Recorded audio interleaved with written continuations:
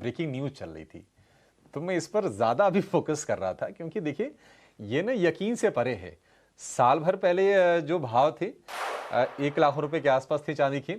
कल हमने भाव देखा 3.5 लाख का, और आज नए दर्शन कर लीजिए 4.25 लाख रुपए की। 4.25 लाख रुपए किलो चांदी हो गई है।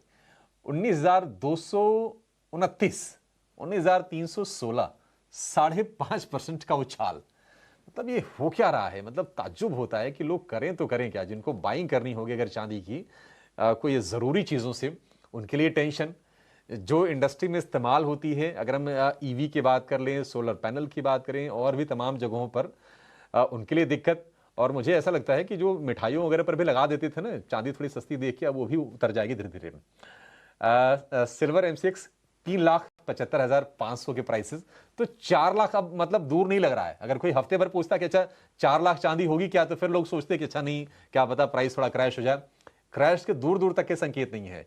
जितनी तेजी अंतर्राष्ट्रीय बाजार में हो रही है, उससे कहीं ज्यादा हम देख रहे हैं कि डोमेस्टिक मार्केट में चांदी हमारी चल रही है। और ये 7 दिनों की जो चाल है, आप देखिए स्क्रीन पर, बीच में सिर्फ एक दिन थोड़ी सी प्रॉफिट टेकिंग आई, और उसके बाद फिर से लगातार मोमेंटम। 7 दिन में कितना 31% का उछाल है चांदी के प्राइसेस में। तो आज फिर से कौन कौन से शेयर, अब तो लोगों को याद ही होंगे, बताने की जरूरत भी नहीं होगी, कि हिंदुस्तान जिंक, हिंदुस्तान कॉपर, वेदांता, या फोकस में रह के चलिए हिंदुस्तान जिंक में। हालांकि आज ओएफएस भी है 1.5% स्टेक का, थोड़े डिस्काउंट पर शेयर बेच रही है। वेदांता 4,500 करोड़ रुपए रेज करेगी अपने डेट वगैरह को कम करने के लिए, तो हो सकता है थोड़ा आपको नरम दिखाई दे, अदरवाइज मोमेंटम बड़ा तगड़ा है। आप इन शेयरों पर नजर रखिए, जरूर चलिएगा। लेकिन इसके बेनिफिशियरी तो एमसीएक्स भी तो है, और एमसीएक्स से जो नंबर आए थे बड़े धमाकेदार आए थे। एमसीएक्स में हमने देखा कि ऑपरेटिंग परफॉर्मेंस भी काफी अच्छी निकल के आई। लगभग 150% मुनाफा बढ़ गया था एमसीएक्स का। कल के सत्र में हमने देखा कि यह वायदा का सबसे ज्यादा चढ़ने वाला शेयर भी था। एमसीएक्स को लेकर राहुल सर आपका व्यू जानना चाहेंगे, क्या एमसीएक्स चलता रहेगा? इसमें यहां से भी तेजी कर सकते हैं? आई थिंक नंबर्स तो काफी धमाकेदार थे जैसे आपने बताया, और जिस तरह से हम देख रहे हैं कि कमोडिटी में पार्टिसिपेशन, गोल्ड, सिल्वर और यदि और प्लस ऑल अदर कमोडिटीज, वो भी। और ये साल पूरा कमोडिटी का रहा है, हार्ड फिजिकल मेटल्स का रहा है। आपने देखा ही होगा जिस तरह से मेटल के स्टॉक्स और जिस तरह से मेटल के परफॉर्मेंस हमने देखे हैं।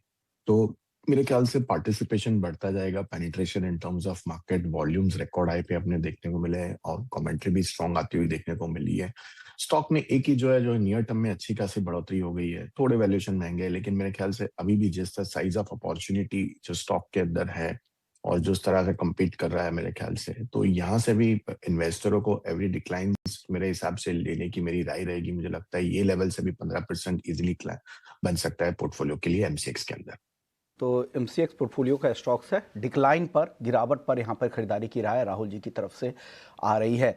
लेकिन चांदी को लेकर एक बात यह भी है कि आज तो फेड का फैसला आएगा, तो आप सतर्क रहने की ज़रूरत है। बाई साइड में ना रहें तो बेहतर है, क्योंकि फेड के फैसले के बाद आमतौर पर यहाँ पे मुनाफा वसूली दिखती है। और दूसरी अहम खबर है कि 31 जनवरी को वापस से यूएस में जो गवर्नमेंट शटडाउन की चिंताएं हैं, फंडिंग आगे मिलेगी ही नहीं, इसको लेकर चिंता है, तो डेफिनेटली उसका भी दबाव दिखेगा। और पिछली बार में भी हमने देखा था, जब ये खबर आई थी उसके बाद चांदी नीचे आ गई थी। तो दो ऐसी खबर है जिसको लेकर आपको अलर्ट रहने की ज़रूरत है। तो वो 31 जनवरी वाली शाम, और आज जो देर रात फैसला आएगा फेड का, ये इसका भी असर चांदी पे काफ़ी रहेगा। और किसी भी इतनी बड़ी तेजी के बाद किसी भी कमोडिटीज़ में या किसी भी सिक्योरिटीज़ में दो चीज़ें आपको देखनी चाहिए। क्या यहाँ पर अब वैल्यू आपके लिए बचा है, या जो स्टोरी है, स्टोरी के दम पे चल रही है। स्टोरी जब तक खींच ले, लेकिन उसके बाद वैल्यूएशन क्या वाकई आपके लिए बेहतर है, क्या वैल्यू बाई आप कर रहे हैं चांदी में, ये आपको सोचना होगा। और इंडस्ट्रियल डिमांड की जो कहानी है, वो 6 महीने तक की डील होती है। क्या वो 6 महीने का रैली पूरा हो चुका है? क्या इसी भाव पर वो अब डील करेंगी इंडस्ट्रीज? ये तमाम सवाल है चांदी को लेकर। इसकी चर्चा हम करेंगे 11 बजे अपने कमोडिटी के शो में। लेकिन इस बीच